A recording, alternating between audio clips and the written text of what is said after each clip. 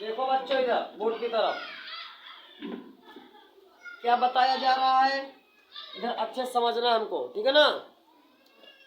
आज का इसमें विषय है बेसिक इंग्लिश ग्रामर। क्या है? बेसिक इंग्लिश ग्रामर, जिसमें हमको बेसिक इंग्लिश ग्रामर में क्या बताया जा रहा है, दिस दैट दीज दोज का उपयोग। क्या बताया जा रहा है? दिस दैट दीज दोज का उपयोग। इसको हमको अच्छे से समझना है। अब देखो दिस दैट दीज दोज का उपयोग कैसे करते हैं। दिस दैट, क्या? दिस दैट का उपयोग किसी एक नाम के लिए किया जाता है। किसके लिए? दिस दैट का उपयोग किसी एक नाम के लिए किया जाता है। आ रहा समझ में? दिस दैट का उपयोग किसके लिए किया जाता है? किसी एक नाम के लिए। किसके लिए? दिस दैट का उपयोग किसी एक नाम के लिए किया जाता है। समझ में आ रहा है? अभी और भी आगे समझ में आएगा। सिर्फ सबसे पहले हमको इसको दिमाग में डाल लेना है कि दिस दैट का उपयोग एक नाम के लिए किया जाता है। ठीक है।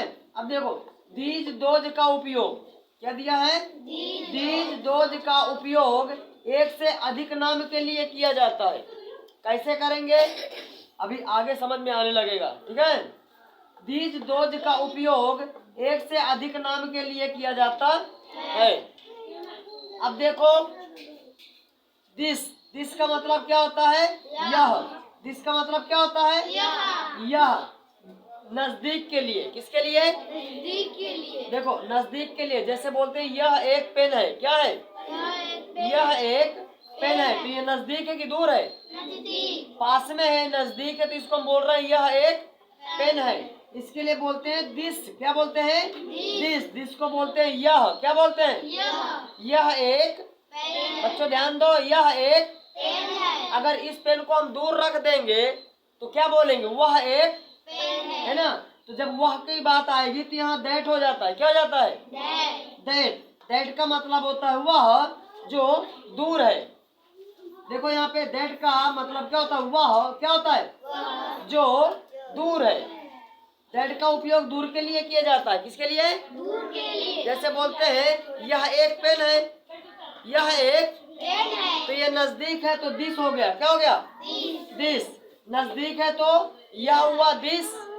बच्चों नजदीक के लिए होता है दिस, और जब हम इसको दूर रखेंगे तो बोलेंगे वह एक, तो ये हो जाता है दैट। क्या हो जाता है? तो दूर के लिए दैट का उपयोग करते हैं। ओके। अब देखो इसी तरीके इसमें दिया है दीज और दोज में। किसमें?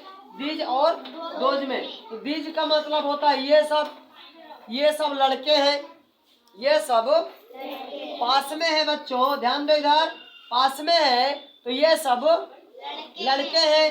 अगर दूर है, यही लड़के अगर दूर खड़े हैं तो यहाँ से बोलेंगे वो सब लड़के हैं। वो सब पास में होते हैं तो ये सब का यूज होता है, यानी कि नजदीक होता है तो ये सब, दूर होता है तो वो सब।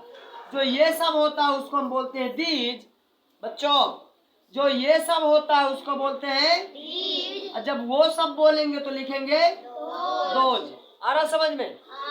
जब नजदीक होगा यह तो लिखेंगे दिस, और जब दूर होगा वह तो लिखेंगे दैट, और जब नजदीक होंगे ये सब तो लिखेंगे दीज।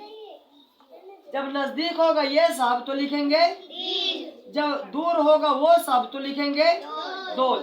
अब आगे देखो दिस दैट क्या दिया है? जब भी हम दिस और दैट का उपयोग करेंगे तो उसके तुरंत बाद इज लगाएंगे। क्या लगाएंगे? जब हम दिस और दैट का यूज करेंगे, उपयोग करेंगे, तो उसके तुरंत बाद क्या लगाएंगे? इज लगाएंगे। दिस इज या दैट इज। जब बोलते हैं यह, क्या बोलते हैं? यह एक कलम है तो तुरंत लिखेंगे यह की मीनिंग क्या होती है? दिस। क्या होती है? यह की मीनिंग क्या होती है? यह एक कलम है तो लिखेंगे दिस इज। अब बोले वह एक कलम है, एक के लिए है ना, वह एक कलम है तो बोलेंगे दैट इज। है ना? समझ में आया? बच्चों इधर ध्यान दो। अगर हम बोलेंगे यह तो बोलेंगे दिस, जब हम बोलते हैं यह हिंदी में तो उसको बोलते हैं दिस। क्या बोलते हैं? This. दिस। उसके बाद तुरंत इज लगेगा। जब बोलेंगे वह, क्या बोलेंगे? वह, तो लिखेंगे दैट, उसके तुरंत बाद लगेगा इज। ओके, अब देखो इसी तरीके इसका दूसरा रूल है, थोड़ा सा समझने के लिए नियम के जैसे है, इसको समझ लोगे तो और भी दिमाग में आने लगेगा। देखो दीज, दीज माने होता है ये सब। क्या होता है? ये सब ये सब किताबें हैं जो पास में है। कहाँ पे है? पास में। ये सब किताबें हैं जो नजदीक हैं, पास में है, तो उसको हम बोलते हैं ये सब। अगर यही किताबें दूर रख दिया जाए, दूर, तो हम यहाँ से बोलेंगे दूर से वो सब किताबें। जब वो सब की बात आती है, ये सब की बात आती है, तो उसकी मीनिंग को देखना है हमको। ध्यान दो इधर, ये सब की बात आएगी तो लिखेंगे दीज। जब ये सब की बात आएगी तो क्या लिखेंगे? These. जब ये सब की बात आएगी तो क्या लिखेंगे? These. जब वो सब की बात आएगी तो क्या लिखेंगे? Those. जब वो सब की बात आएगी तो क्या लिखेंगे? Those. देखो दिस और सॉरी दीज और दोज के साथ लगाएंगे I. दीज और दोज के साथ क्या लगाएंगे? I. जब बोलेंगे ये सब लड़के हैं, ये सब लड़के हैं, तो नजदीक है। नजदीक है कि दूर है? नजदीक। ये सब लड़के हैं जो नजदीक हैं, तो नजदीक के लिए देखो क्या दिया है? दीज। क्या दिया है? These. ये सब लड़के हैं तो दीज आर। क्या लिखेंगे? These are. और वो सब लड़के हैं तो लिखेंगे Those are. दो जार। आया समझ में? हाँ। आया समझ में? अब जैसे इधर थोड़ा समझने के लिए एक दो सेंटेंस ले लेते हैं। इतना समझ में आया है? अच्छी बात है। अब देखो यहाँ पे थोड़ा सा उदाहरण के लिए एक दो सेंटेंस ले लेते हैं तो दिमाग में भी आने लगेगा।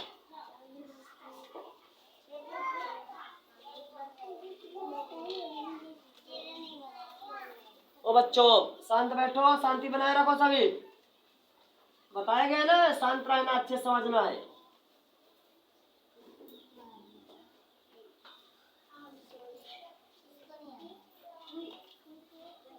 गीला हो गया बोर्ड।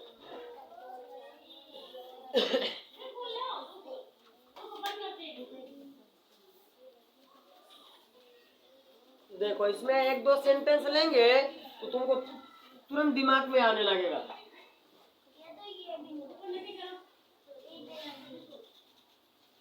जैसे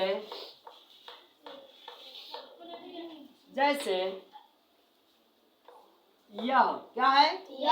यह एक लड़का है। यह एक लड़का है। अब बोलो यह की मीनिंग क्या लिखाई गई थी? These. क्या लिखाया गया था? These. तो इसको तुरंत लिखेंगे दिस। और बताया गया क्या गया था? दिस और दैट के तुरंत बाद लगाएंगे इज। तो दिस के बाद तुरंत लग गया इज। This is. ये इज किसके लिए है? हा के लिए। किसके लिए है? हाँ के लिए। इज किसके लिए है? हाँ के लिए। हा के लिए। दिस किसके लिए है? यह के लिए। समझ में आया? ये जो यह है इसको हम मीनिंग लिए दिस, और ये जो हा है उसको लिख दिए इज। आगे समझ में? बचा क्या? एक लड़का, तो लिखेंगे अ बॉय। समझ में आ रहा है? तो दिस और दैट के तुरंत बाद लगाएंगे इज, और जो बीच में बचेगा उसको मिला के साथ में लिखना है। अब क्या यहाँ पे बचा है?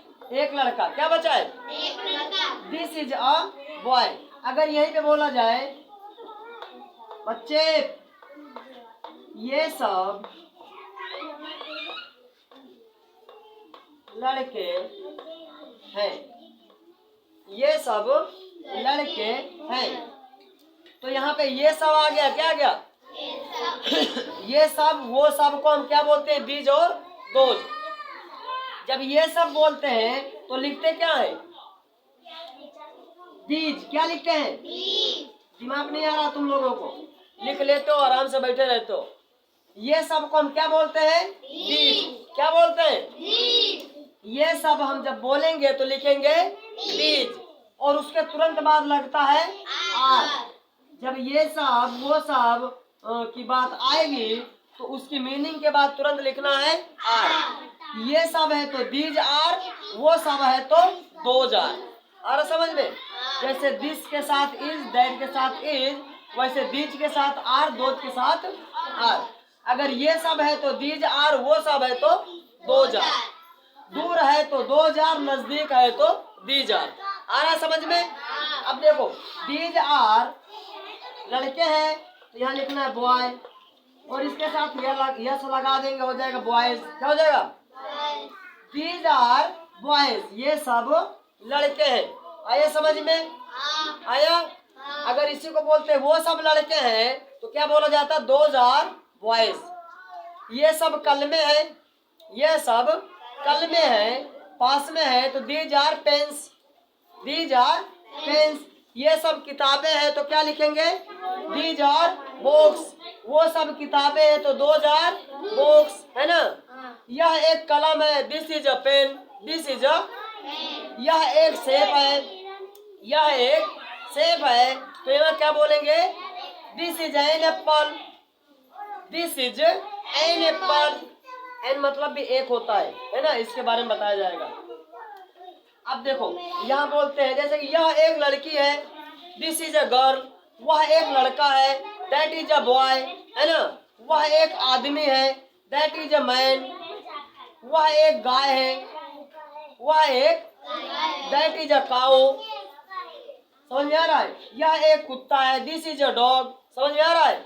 इसी तरह जहाँ पे दिस और दैट का यूज होगा वहाँ पे हमको मीनिंग देखना है। दिस का मतलब होता है यह, दैट का मतलब होता है वह। तुरंत इज लगाएंगे और जो हमारा बचेगा उसको तुरंत लिख देना है। ओके, समझ में आया? अब जैसे दीज और दोज के साथ तुरंत आर लगाएंगे और तुमको ये बताया गया कैसे लिखना है। समझ में आया है? होमवर्क मिला है कि नहीं मिला? मिला है ना? नहीं मिला? इसके होमवर्क कल मिलेंगे, ठीक है ना? इसके जितने भी होमवर्क हैं सभी कल मिलेंगे। हाँ बेटा, ठीक है ना? अभी देखो 2 बजने वाला है, छुट्टी करना है। चलो ठीक, तैयारी बनाओ सब।